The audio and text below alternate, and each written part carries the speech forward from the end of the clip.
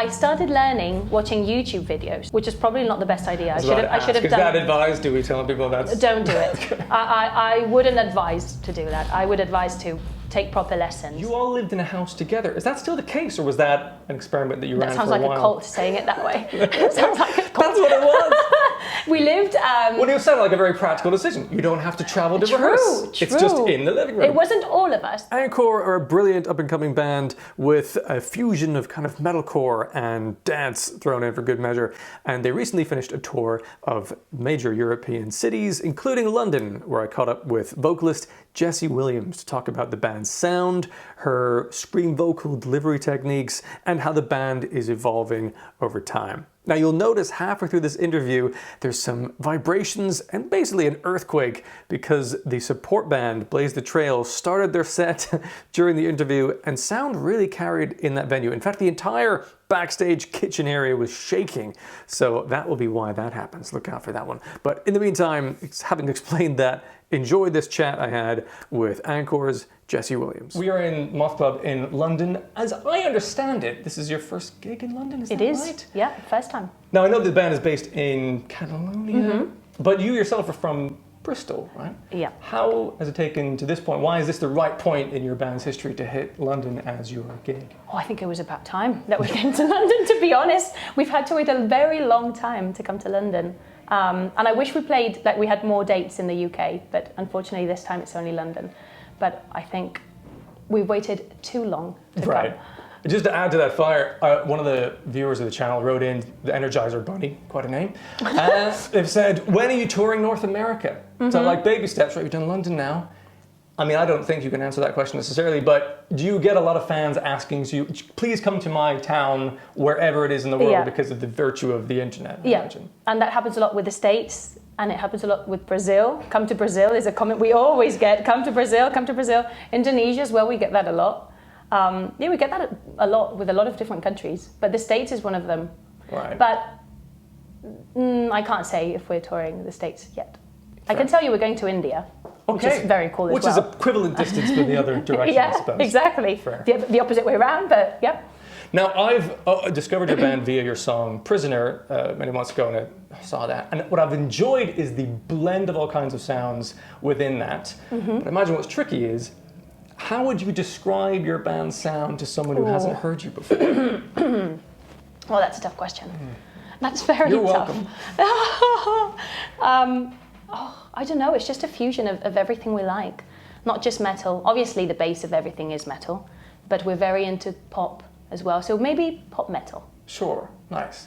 Because even dark beat, and I think to a degree stereo as well, there's a kind of dance. There's moments where everything kind of drops off, acoustic instrument wise, and just goes with the dance. How has that come into your sound? Where's that coming from? Who's producing that and creating that?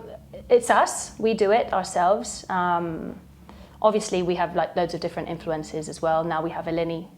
She was the last one to join the band, and she has like very good taste in music too. So she's helped a lot with that. But it's normally us that produce everything, and then obviously we get help from the rest. But yeah, it's us. Yeah, and since listening to the more recent singles that have come out, I've gone back and listened to White Dragon, your most recent album, and I think it's a decent record, and there's moments of gold. But I would say the most recent songs are on a different planet. Yeah. Has there been something that's changed in the songwriting process or the production-wise that between those moments? Yes, quite a lot has changed. I have to say as well, that album, we wrote it between like 2018 and 2019. So it's been quite a long time. We've changed as well. Our taste, I wouldn't say it's changed, but it's evolved. And I'd say we've like the music's grown with us, and we've become a bit more serious, maybe, let's say, in a way. Like if you listen to the songs, we are going to perform songs from White Dragon today, and we have people tell us that when you listen to the songs live, it feels different to listening to the album as well. Like the sound of all the songs now with the new ones is a bit more similar as well. Blended. Yeah, that makes sense. Yeah, in fairness, we're talking a 5-year gap of kind of production. Obviously, someone else, like a different person, mixed the album as well, mastering. There's a lot of things there that have changed, but I think mostly us, of course. We've changed a lot. Sure. And I saw in a video of a bunch of facts about your band that you did some years ago, you all lived in a house together. Is that still the case, or was that an experiment that you ran for a while? That sounds like a cult saying it that way. It sounds like a cult. That's what it was. We lived... Well, it sounded like a very practical decision. You don't have to travel to rehearse. True. It's just in the living room. It wasn't all of us, though. Okay. It was David, Fito, the 2 guitar players, and me, and then Fito's girlfriend. Okay. But it was very practical, I have to say. We rented a big house. We had the garage there, and we rehearsed. We filmed our videos. And that's where, when COVID-19 happened, that's where we were. So it was actually, like, we were in the best place we could be because we worked a lot. And at least we were all together in that big house. So that's ideal. You're in a bubble with your band. You can just produce content and covers and things. Yep. Nice. Totally. Okay. And now, at what point did you link up with Eleni Nota? And how did that come about? Because I think she's I'm a drummer first and foremost. Okay. And she's a powerhouse on the drums. Oh, she is. How did you get in touch with her? Well, we knew her from her former band, Nervosa. Right. And we have a common friend who's the singer, the former singer of Nervosa. She's one of Eleni's best friends, and she's a great friend of ours as well. And at the time, we were looking for a drummer. We had a few issues with a drummer that we had contacted. Drummers are terrible people. Yeah, drummers. There you go. You get it. They're mad. So we contacted Eleni like 10 days before a show. We didn't have a drummer for that show. Damn. And we wrote her a message saying, we'd love you to be part of Ankor. And she said yes, immediately, learned the songs, and came to Spain like 7 or 8 days later. We rehearsed a couple of times, and she played her first show, like 10 days after telling her to join the band. And I can imagine Crazy. she crushed it. Oh, she did. Yeah. She did. She's amazing. I love her. She's great. Yeah, very cool. In terms of yourself and your performance in the band, so you're the vocalist, you have such a variety of vocal deliveries you do. There's clean vocals, there's scream vocals, there's also kind of spoken words, kind of moments in there. How do you know or decide in a song which version of your delivery to give? I think you just feel it with the music. I don't think it's something that that you can decide, like I'm going to do this here or do that there. I think it's just born that way. You just feel it, I think. I wouldn't know how to answer that question. Like, well, that makes sense. Yeah, I mean, some people might go, well, I don't know, I'm just imagining things now. But I don't know if it's lyrically driven or whether it's, sonically, I guess. Yeah, sometimes, obviously, with the lyrics, that would have to do as well, of course, depending what you're going to sing. Obviously, if it's something powerful. But, I don't know. I think it depends on the moment, to be honest, and how you feel when you're writing that song. Nice. Very And what was your introduction to... Wow. I mean, Earthquake! These mics are very close. It's possible that that's not picked up, but we'll see what happens in the edit. What was your introduction into scream vocals as a technique to learn and hone and add in your own music? The first time I heard a woman screaming was with Flyleaf, with I'm So Sick by Flyleaf. And I remember listening to that song probably 2010 or 11. And I thought, I want to do that. Oh, that's amazing. So I started learning watching YouTube videos, which is probably not the best idea. I should have done. Is that advised? Do we tell people that? Don't do it. I wouldn't advise to do that. I would advise to take proper lessons. So I started doing it that way, and it was alright for a few years until I realized that I was forcing too much, and then I had to change drastically. So from White Dragon to the new singles, that's in that period of time is when I decided to change the technique, and then I started taking lessons, some of them with Melissa Cross, for example, and decided to do fry screaming, which for me is like at least the most comfortable way of screaming, and it's a lot better. Lessons always, 100%. Don't trust YouTube. No, certainly if you want longevity, and if you want to have, like, this is the last night of your tour, your voice sounds very much intact and fine and ready to go, which totally makes sense. And then what's your sound setup like in terms of, do you have in-ears the shows? Because the risk of forcing it live, if you have bad monitors, no. In-ears always. I think it would be so strange to do a show now without in-ears. Like at first when you start it feels so weird as well when you use them for the first times, and you hate it. But then once you get used to it, there's no turning back. Fair. In terms of your style and direction, there was a question from someone as well asking what influence anime and Japanese rock has on your musical styles. Oh, a lot.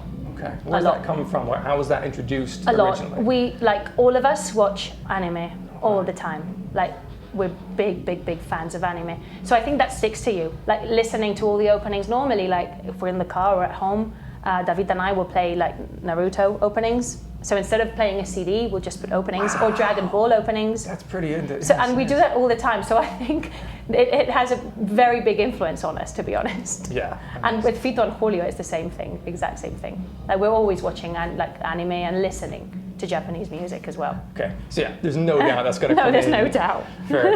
And what about in the metal world? Are there current artists that you all kind of jointly listen to or enjoy, or just yourself that maybe you're drawing influence from, or are you trying not to be influenced by other bands? How do you maintain that?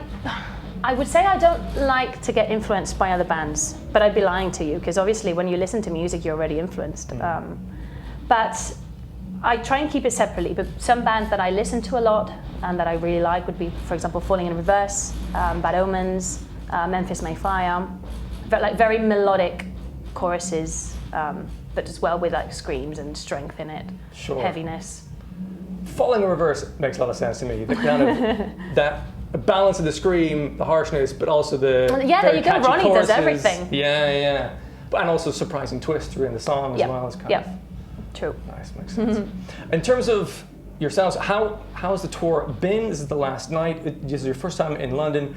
How was it? I was watching on Instagram. Looks like it was pretty lively. What is your sense going into the final night of this tour now? I'd say it's been magical. Like, to be, I'm being very honest now. It's been amazing. We've had a great time. It's been a lot better than we expected it to be. The crowd, like, it's been amazing. And every night has felt like very magical. And there's this connection to the people in the audience as well that I love. And I'm sure it's going to be the same today. Actually, we have friends as well coming today, so I think it's going to be a very special night tonight. Nice. And we're very happy and sad that it's coming to an end. Sure. There was another big gig you had recently, which was, it sounded like it was a last-minute call-up to do Wacken. Mm-hmm. How was that as an experience for yourselves on that stage? Crazy. That was crazy. It was a great experience. We'd never played such a big festival. Did you feel ready in the moment, or did you feel like we're gonna have to pull I felt like I was going to shit my pants at the moment. but once we came out, performed the first song, that's it. Nice. We had a great time. We really enjoyed it, and we're very happy to be back next year as well. Very exciting. Yeah. Same. I've not been to Wacken. Is it the same stage scenario? Do you know what stage you're playing? No, I don't know yet. We're still a long time to go, but. What would be some other bucket list items for your band that you're hoping and dreaming to do or play at some point? Or are you just very much in the moment, let's just see where we go? I'm very happy with everything that we're doing now and all the things that are coming. Like for next year, we have quite big plans as well. But I think it's like very common and typical answer, but I want to tour the world and just make music, write more songs and play for everyone. Nice. Yeah. So Energizer Bunny, eventually, North America. Someday, it will happen. And you've had a slew of singles.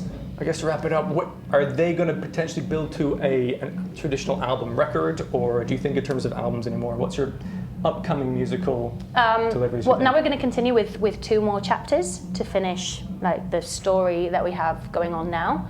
We have chapter 5 and 6, and they're going to be released in that order. We're not changing the orders for now. It's going to be 5 and 6, and we'll probably put these together in a physical edition, obviously. Tonight, for example, we're selling these wooden cards, USB sticks with the first 4 singles, so that people can have something physical for now. Right. But the idea is to release something physical when we finish the chapters. Nice. Yeah. Something to look forward to. Yes. Okay, wonderful. Well, thank you very much for your time. I know we're kind of short time here. I'm looking forward to seeing the end of your support band and then yourselves to be tonight. Appreciate it. Thank you. I hope you enjoy the show. Thank you. I'm sure I will. Thank you. Thank you very much.